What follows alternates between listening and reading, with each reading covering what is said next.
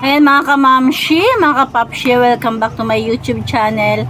Teresa Bisaya pero Bicolana, yung tenderang Bicolana. Ayan mga mamshi, bali magandang tanghali, marahin na ogto. Bali time check tayo is 11:16 AM. Ayan, 11:16 AM. Bali may papakita lang ako sa inyo. Kahapon to dumating, tapos kagabi ko binuksan at binusisi. Ngayon natin i-share. Ayan, hindi ako nakapagpigil, hindi ako nakatiis na buksan na kagabi. Bali pagbukas ko kagabi, hindi ko na siya nakuna ng video. Ano ba itong tinutukoy ko? Ito is ang ating gagamitin para sa ating laminator or laminating film. Ayan siya, di ba? Bali ano lang, itong mga ID size, ganun. Ito yung parang wallet size yata to, tapos ito yung ID size, di ba? Ayan, bali share ko lang sa inyo to kasi para magkaroon kayo ng mga idea kung gaano ba kalaki or kaliit yung ganito. Bali yung ganito, pakita ko sa inyo ha. Ito yung pinakamaliit. Pero parang hindi siya nagkakalayo, di ba?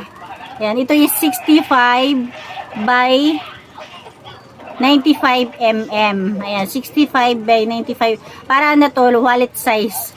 Tapos ito naman is 70 by 100 mm. Ayan.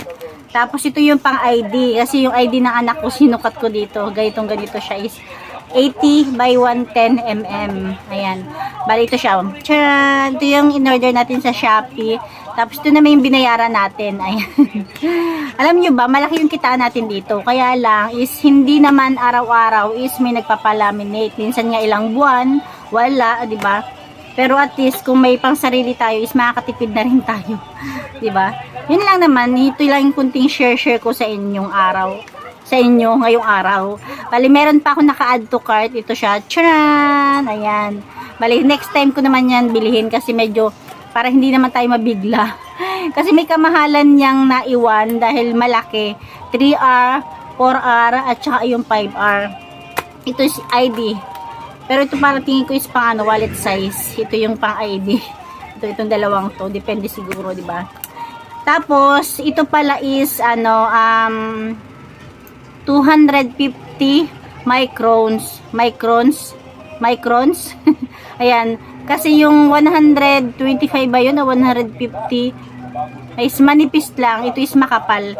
Makapal talaga yung pinili ko dahil nagkaroon ako ng manipis. Yung prepa dun sa laminator ko. Sabi ko, ang pangit ng manipis, diba? Kahit papano is para sulit naman yung ibabayad sa atin ng customer natin. Makapal talaga. Makapal yung kinuha ko. Ayan. Tapos, kagabi, nagbukas na nga ako ito. Kasi bali naka-sealed siya. Ayan. Diba? Naka-sealed pa siya. Tapos, ito yung binuksan ko na pang ID lamination. Ayan ito. Siyempre, binuksan ko na rin to kagabi. Ayan. At napansin ko nga na talagang makapal siya. Ayan, o diba? Ayan siya. Diba makapal siya? Kasi nakakita na ako ng manipis yung pre nga. Makapal, diba?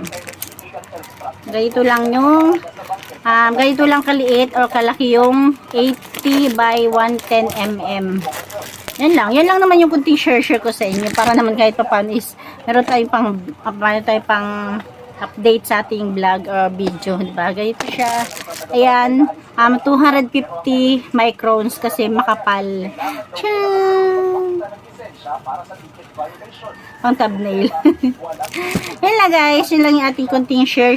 Binayaran natin is nasa, wala pang 400. Diba? Yan. Bali, next ko yung malaki. Mas gusto ko sana yun. Kaya lang, hinuli ko talaga kasi medyo may kamahalan. Paulit-ulit. Yan lang guys. Thank you for watching.